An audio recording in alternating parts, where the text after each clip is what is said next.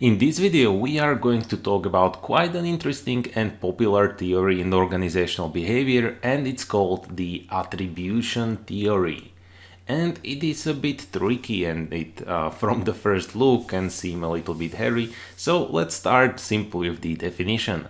So, Attribution theory tries to explain the ways in which we judge people differently. So this is a well-known fact. We simply judge people differently, depending on the meaning we attribute to given behavior. So you see, we are going to attribute some meaning to the behavior. So meaning that is going to be attributed to given behavior.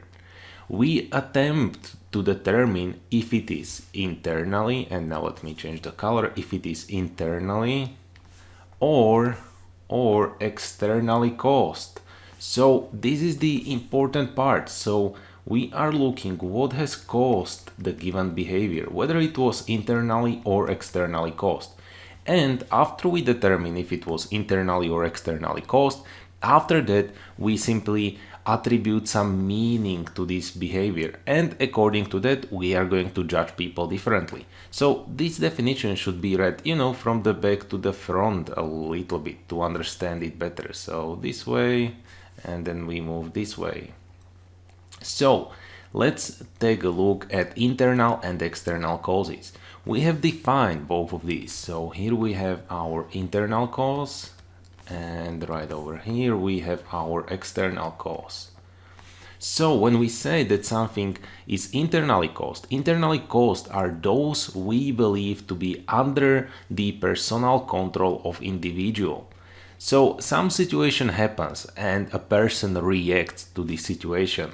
When we believe that this behavior, so let's write it down. So the behavior, if the behavior has been internally caused, we believe that it was under the personal control of individual. However, when this, and let's write it down again, when this behavior has been externally caused, is what we imagine the situation forced the individual to do. So let's imagine some two simple situations before we get further. So let's say a person bought a milk in the shop and now is walking home. Well, how do we attribute this behavior? Do we believe it was internally caused, the decision to buy a milk, or was it externally caused? Well, we believe, of course, it was internally caused. However, we know that this person has a cat. So maybe we can now believe that we know that a cat needs a milk, so we might believe that this behavior to buy a milk has been externally caused because the situation that this person has a cat has forced the individual to do so. Now, let's go further. And this is going to be the graph that really defines the attribution theory.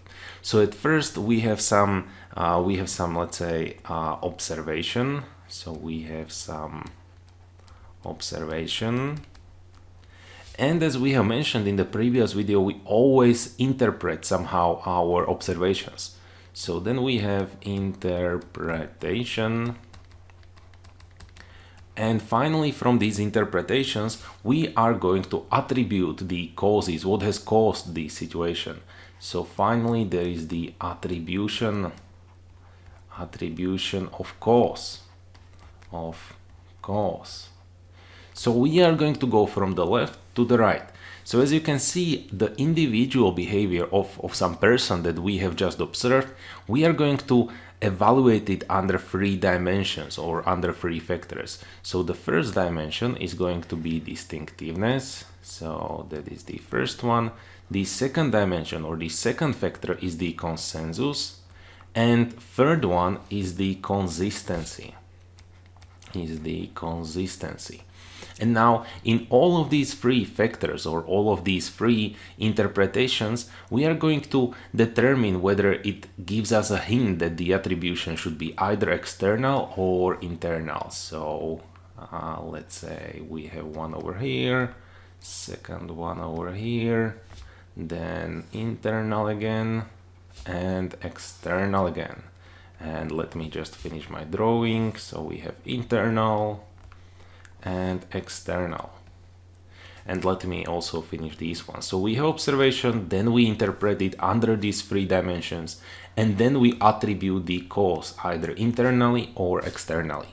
So the first thing when we observe someone's behavior and we are going to judge this behavior, and what we consider first is the distinctiveness, whether an individual does the same in different situations. So let's say that we keep to our example of a man who buys a milk in the shop. Well, let's imagine that there could be a different situation, and now he went to a supermarket, which is a large store. Well, would he have the same behavior? Would he also buy one, let's say, carton of milk? Maybe he would not. And that's our first interpretation of the situation. Is he going to react in a distinctive manner under different situations?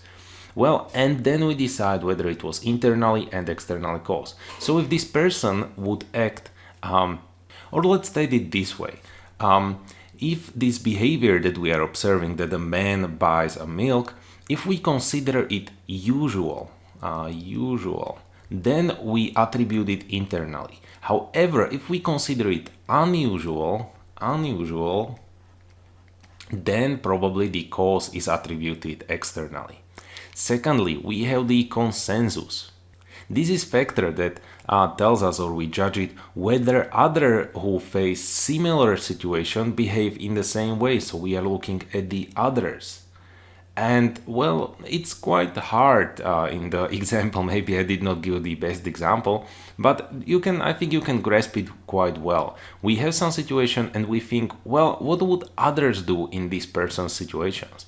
And again, if this behavior is sort of usual, then we can attribute it internally. However, if it is unusual, then we attribute it externally.